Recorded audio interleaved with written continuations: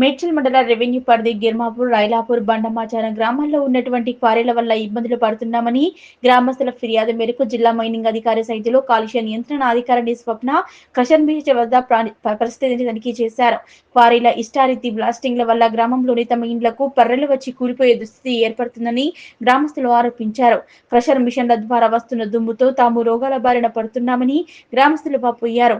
అధికారులకు ఎన్నిసార్లు ఫిర్యాదు చేసినా, తనిఖీలు చేసినా సదరు క్వారీలపై ఎలాంటి చర్యలు తీసుకోవడం లేదని గ్రామస్తులు తెలిపారు. నా పేరు సత్యనారాయణ, మాది బండమాదరం, మేడ్చల్ మండలం, మేడ్చల్ డిస్ట్రిక్ట్. అయితే ఇక్కడ గ్యాలక్సీ, రోబోసాండ్, రాక్సాండ్ అని చెప్పేసి ఇంకా 4-5 పెద్ద పెద్ద ప్రెషర్ కంపెనీలు ఉన్నాయి. అయితే ఈ కంపెనీలో ఏం చేస్తుంటే వాళ్ళ పరిమితిని మించి ప్లాస్టింగ్, హెవీ ప్లాస్టింగ్ పెడుతుంది. దానివల్ల ఏమైందంటే చుట్టుపక్కల ఊర్లు అన్ని గ్రామాలన్నీ కూడా వైబ్రేషన్ వస్తున్నాయి. కానీ వికర్ సెక్షన్ కాలనీ అనేది చాలా దగ్గరలో, కనీసం ఒక 1/2 కిలోమీటర్ కూడా ఉండదు. ఆ దగ్గర ఉండడం వల్ల మొత్తం భూమిలోకి చదిరి ఇల్లు మొత్తం క్రాక్స్ ఇస్తున్నాయి, పెచ్చలు పడుతున్నాయి. కూలిపోద్దామన్న భయానికి ఇక్కడ ఉన్న వాళ్ళు ఆ టైంలో బయటకు వచ్చి కూర్చుంటారు. అది పరిస్థితి.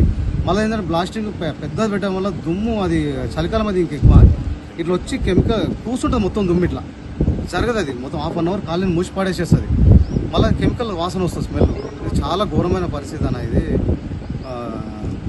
చాలా రోగాల బారిన పడుతుంది. ఇక్కడ ప్రజలు ఇల్లు కూలిపోతున్నాయి. ఈరోజు అధికారులు ఇక్కడ పర్యవేక్షించారు కదా, వచ్చారు. ఇంత ముందు కూడా చాలా సార్లు ఇట్లా మేము ఇచ్చినాం, వచ్చి చూసిపోవడం వరకే వాళ్ళ తప్ప ఇలాంటి న్యాయం జరగదు, ఏం కాదు వాళ్ళతో. చాలా సార్లు వచ్చారు ఇట్లా. సరే.